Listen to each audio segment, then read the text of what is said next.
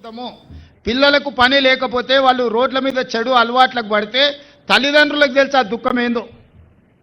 పిల్లగాడు చేతికి రాకపోతే, చదువుకున్న పిల్లగానికి ఉద్యోగం రాకపోతే, ఉద్యోగం లేక పిల్లగాడు చేతికి రాకుండా అక్కడనో ఇక్కడనో చెడు అలవాట్లు పడి రాత్రిపూట ఇంటికి రాకుండా తిరిగితే ఆ తల్లికి తెలుసు ఆ బాధ ఏందో. ఆగర్భ శ్రీమంతులకు ఫామ్ హౌజులు ఉన్నోనికి బాధ, నొప్పి, పేదోని బాధ తెలియదు.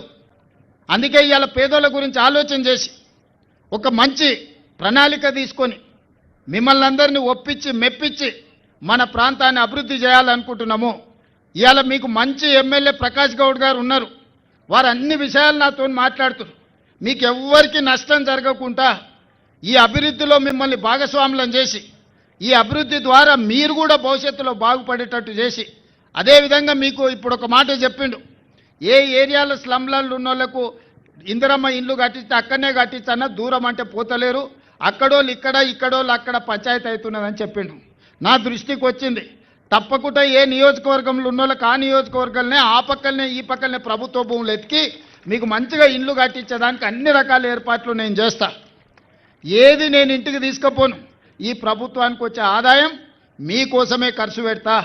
ఇవాళ రేషన్ కార్డులు ఇచ్చిన మాట వాస్తవం కాదు అక్క? అడిగిన వాళ్ళకల్లా ఇవాళ మా అక్కలు చెప్పాలి, సన్నబియ్యం వస్తున్నాయా లేదా అక్క?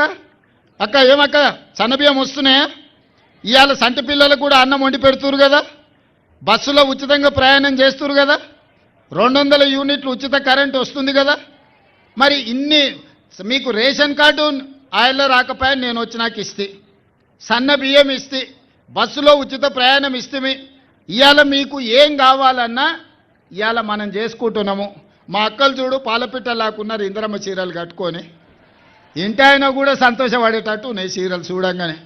అబ్బా మా ఆమె చాలా రోజులకు మంచిగా తయారైందని అనుకునే పరిస్థితి ఉన్నది. అవునా కాదా? మా అక్కలు చెప్పాలి. ఇంత మంచి పాలపిట్ట కలర్ ఇవాళ మొత్తం పాలపిట్టలాగా కనిపిస్తున్నది. దసరా పండుగ నాడు పాలపిట్టలాగా మా అక్కలు ఇందిరమ్మ చీరలు కట్టుకొని.